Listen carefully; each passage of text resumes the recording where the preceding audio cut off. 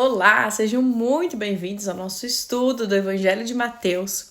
Hoje nós vamos meditar no capítulo 27, dos versículos 1 a 10, tá? Que vai narrar aqui a trágica história de Judas Iscariotes após a condenação de Jesus.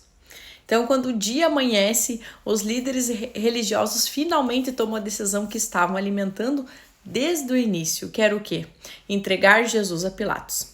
A noite inteira foi uma sucessão de ilegalidades, de mentiras, de injustiças, e agora, com o sol nascendo, o coração deles não encontra descanso na verdade, mas apenas na pressa de condenar o quê? O Cristo inocente. Então, e é nesse contexto que a gente vê a figura de Judas, né? Judas Iscariotes, um dos discípulos agora tomado por um peso que ele não consegue mais carregar. Ele percebe o tamanho da sua escolha. Seus olhos finalmente enxergam aquilo que o seu coração se recusou a perceber na noite anterior. Ele traiu sangue inocente. Judas volta ao templo, o mesmo lugar onde tantas vezes viu Jesus ensinar com autoridade. Ele segura nas mãos 30 moedas de prata, o preço da sua traição, e ele declara: pequei, traindo sangue inocente. É uma confissão verdadeira, sim, mas ela é incompleta. Por que ela é incompleta? Judas reconhece a culpa, mas ele não busca aquele que poderia perdoá-lo. Ele diz a frase certa, mas diante das pessoas erradas. Os líderes religiosos escutam e respondem com frieza, né? O problema é seu. Não há compaixão, não há acolhimento, não há orientação. Eles estavam dispostos a usar Judas para seus planos, mas eles não estão dispostos a ajudá-lo, agora que ele se vê destruído pela sua própria decisão. Judas, então, lança o dinheiro no templo, né? Joga tudo, como quem tenta se livrar da culpa, jogando fora as provas do seu pecado, e sai dali para tirar a própria vida. É uma das cenas mais tristes, né, nas escrituras. Ele sentiu remorso, ele sentiu peso, ele sentiu vergonha, mas ele não correu para Jesus. E aqui está a grande tragédia, né, dessa história toda. Judas volta ao templo, mas não volta ao Senhor. Ele confessa o pecado, mas não busca o perdão. Ele sente culpa, mas não encontra graça, porque tenta carregar sozinho aquilo que apenas Cristo poderia restaurar.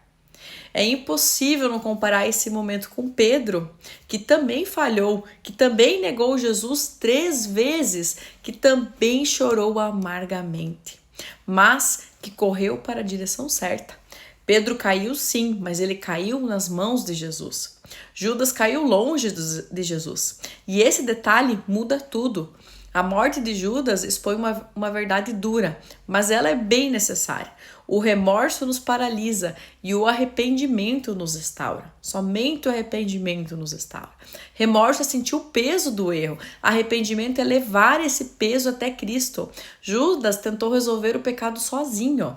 Ele quis devolver o dinheiro, ele quis corrigir a situação, compensar a sua falha.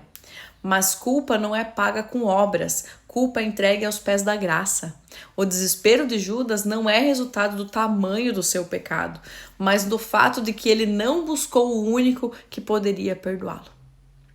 E o mais irônico e trágico é que os mesmos sacerdotes que tramaram a morte de Jesus, agora eles vivem preocupação com o quê? Com a pureza. Eles dizem: não podemos colocar esse dinheiro no templo, porque é dinheiro de sangue. O templo estava puro, né? Mas o coração deles completamente sujo.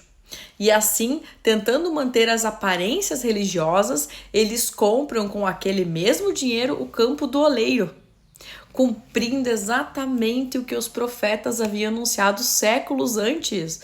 Olha que incrível, né? Então, até os atos mais perversos dos homens, eles não escapam à soberania de Deus.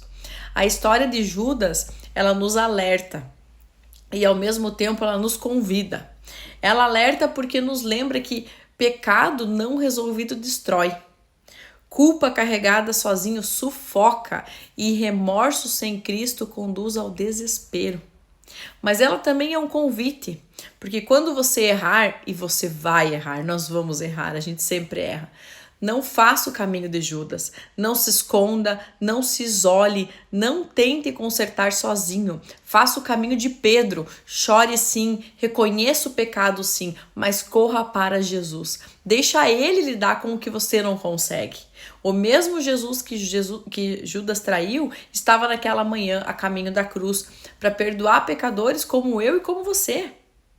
Se Judas tivesse corrido para Jesus, não para longe dele, a história seria outra. E a sua história ainda pode ser reescrita quando você entrega o seu peso e a sua culpa ao único que realmente pode salvar. A quem você tem entregado os seus pecados, o seu medo, a sua culpa? A quem você tem entregado? Né? Que possamos entregar com sinceridade os nossos reais arrependimentos a Ele e somente a Ele. Amém?